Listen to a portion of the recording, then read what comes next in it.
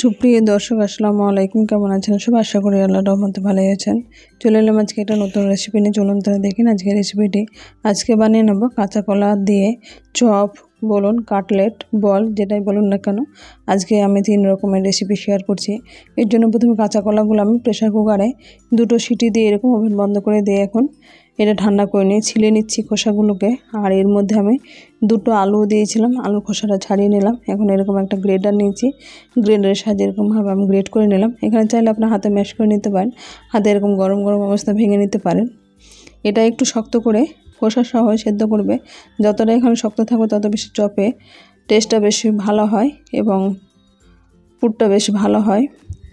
এখন এদিকে এটা গ্রেট করে রেখে দিলাম, অন্যদিকে আমি এদিকে সব রেডি করে নেব। তার জন্য আমি এখানে 8 থেকে 10টা আমি টোস্ট নিয়েছি, সেই টোস্টগুলো গুঁড়ো করে নেব। চাইলে আপনার ব্রেড কামও দিয়ে তৈরি করে নিতে পারেন। এখন এখানে আমি দিয়ে দিচ্ছি ধনেপাতা কুচানো, লবণ, হলুদ গুঁড়ো, কাঁচা লঙ্কা গুঁড়ো, জিরা ধনে গুঁড়ো, গরম মশলার গুঁড়ো। সবগুলো মশলা এখানে আমি দিয়ে একসঙ্গে এখানে মেখে নেব। এখানে আপনারা রসুন আদা বাটা এগুলো গুঁড়ো ব্যবহার করতে পারেন, আবার এখানে গ্রেট করে এটা ব্যবহার করতে পারেন। এখানে পেস্ট ব্যবহার না করাটাই ভালো, তাই আমি এখানে কিছুটা গ্রেট করে দিয়েছি আর কিছুটা পেশা দিয়েছি।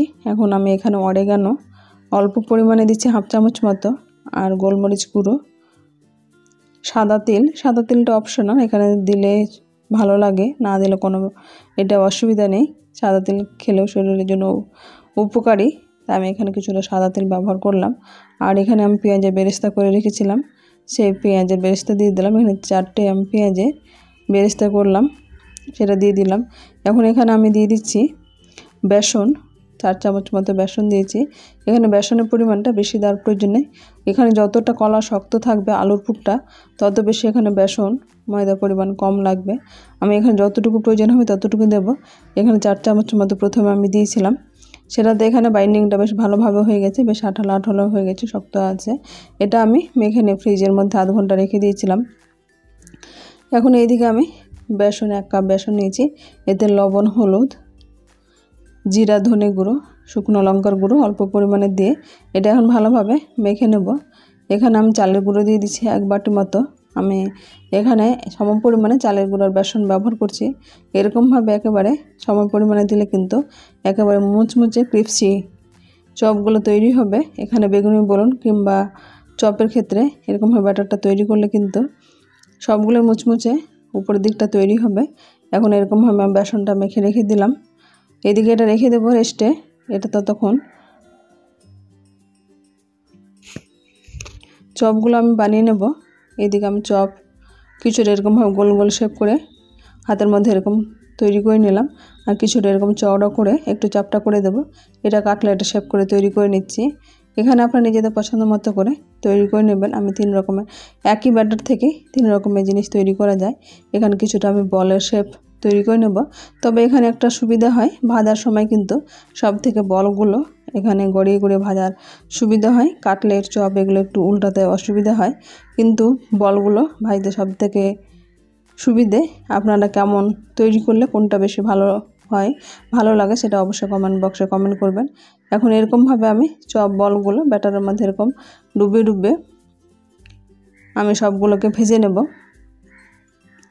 এইদিকে আমি 2টো ডিম এরকম ফেটে নিয়েছি। যে কাটলেটগুলো আমি তৈরি করেছিলাম সেই কাটলেটের প্রসেসটা একটু আলাদা রকমের। আমি এরকমভাবে কাটলেটটা ডিমের মধ্যে ডুবে নিয়ে এখানে যে টোস্ট গুঁড়ো করে রেখেছিলাম তার মধ্যে এরকমভাবে ডুবে নিয়ে আবার আমি ডিমের গোলার মধ্যে এরকম কোটিং করে নেব। এরকমভাবে 2বার যদি করেন, এখানে ডিমের মধ্যে ডুবিয়ে আবার টোস্টের গুঁড়ার মধ্যে ডুবিয়ে নেন, এটা মাখিয়ে নেন, তাহলে ডবল কোটিং হলো। আমি ডবল কোটিং করে সবগুলো রেডি করে রেখে দিচ্ছি। এইদিকে চপটা আমি ভাজতে আছি। এখানে মিডিয়াম ফ্লেম করে নিয়ে আমি একটু সময় নিয়ে চপগুলোকে ভেজে নেব। এখানে যত বেশি সময় নিয়ে ভাজবে উপর দিকটা ক্রিপসি হবে, ভেতর দিকেও ব্যাটারটা বেশ ভালো লাগে। এরকমভাবে আলুর পুর, কলার পুরটা এখানে চাইলে আপনারা কলার পুরটা ভেজেও এরকমভাবে তৈরি করে নিতে পারেন। এখন এরকমভাবে আমি ব্রাউন কালার করে চপগুলো ভেজে উঠিয়ে নেব। এরকমভাবে চপগুলো ভাজা হয়ে গেছে। এখন এটা ছাঁকনির সাহায্যে তেলটা ভালোভাবে ঝরিয়ে নিয়ে উঠিয়ে নেব। এইদিকে যে আমি কাটলেটগুলো ভেজে রেখেছিলাম, তৈরি করে রেখেছিলাম, সেই কাটলেটগুলো এখন দিয়ে দিলাম। তেলটা একটু হিট করে নিতে হবে, তারপরে এরকমভাবে দিয়ে দিতে হবে। প্রত্যেকটা কাটলেট এরকমভাবে আমি টোস্টের গুঁড়া এরকমভাবে ডুবিয়ে নেব। আর এইদিকে যে আমি বলগুলো তৈরি করে রেখেছিলাম সেগুলোই কিন্তু একই রকমভাবে আমি বেসনের গোলায় ডোবাবো না। এখানে চাইলে আপনার বেসনের গোলায় ডুবিয়ে ওইগুলো ভেজে নিতে পারেন। আমি এরকমভাবে এটা কাটলেট তৈরি করব, বল শেপ মুচমুচ উপর দিকটা তৈরি করব বলে এরকমভাবে আবার আমি ডিমের গোলায় ডুবিয়ে টোস্টের গোলায় এরকমভাবে ডুবিয়ে নিচ্ছি। এরকম খুব সহজে আপনারা একেবারে দোকানের মতো পারফেক্ট তৈরি করে নিতে পারবেন। এইদিকে কাটলেটগুলো আমার ভাজা হয়ে গেছে।